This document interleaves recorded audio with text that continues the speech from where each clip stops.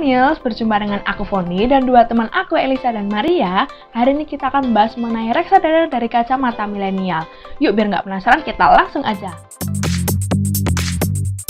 Reksadana adalah investasi yang di dalamnya ada 3 paket, yaitu pasar uang, obligasi, dan saham, yang dikelola secara langsung oleh ahli keuangan, yaitu manajer keuangan yang tentunya sudah memiliki pengalaman di pasar modal.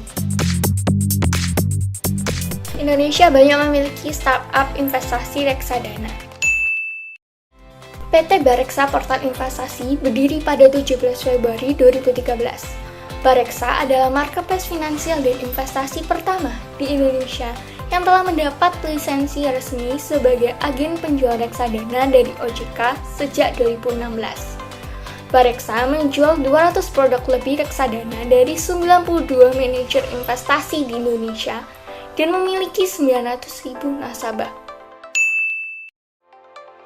Dikembangkan oleh PT Mercanto Digital Asia pada Februari 2018 yang tercatat dan diawasi oleh OJK.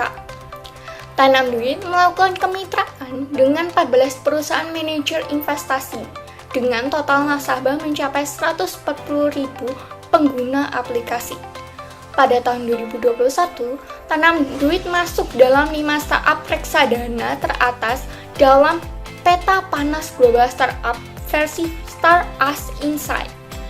Yang ketiga, ada aplikasi Ajaib.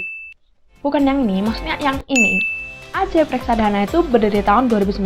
PT Takjub Teknologi Indonesia terdaftar dan diawasi oleh OJK. Kelebihan dari Ajaib ini yang pertama, jumlah minimal yang ditetapkan adalah 400.000. Kemudian tidak ada waktu minimum penyimpanan dan penarikan uang. Dan yang ketiga, saat ini Ajaib ini sudah mengemas produk-produk reksadananya itu dalam kategori unik. Misalnya kategori saham di BUMN, kemudian 30 saham terbaik, dan lain sebagainya.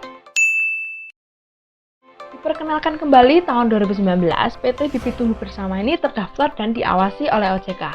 Kelebihan dari Bibit yang pertama, gratis biaya komisi. Kemudian yang kedua, setoran awalnya mulai dari Rp100.000.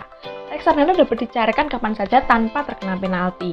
Kemudian adanya auto rebalancing oleh Bibit supaya portofolio kamu mendekati optimal. Dan yang terakhir, pembayarannya bisa menggunakan GoPay, OVO, dan transfer rekening. Pemahaman investor muda, terutama kaum milenial, semakin hari semakin membaik loh. Fakta yang pertama, PT Kustodian Sentral Efek Indonesia atau KSEI mencatat 54,79% investor yaitu dari kalangan muda atau milenial hingga akhir tahun 2020. Sedangkan reksadana itu berhasil menggait 2,44 juta investor yang terdaftar dalam SID.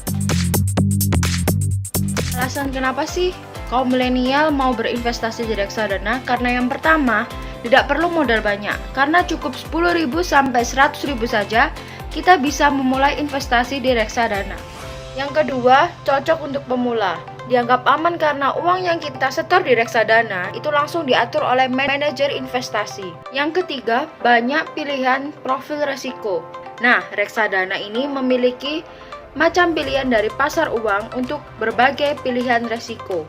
Nah, yang keempat ini yang paling disukai oleh kaum milenial karena kita bisa bertransaksi di reksadana melalui smartphone saja, di mana kita bisa membeli atau menjual reksadana kita itu hanya melalui handphone tanpa harus mengantri.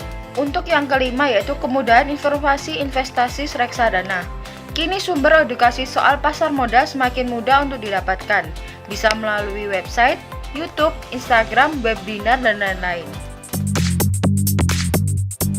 Kita akan kasih tips ke kalian nih.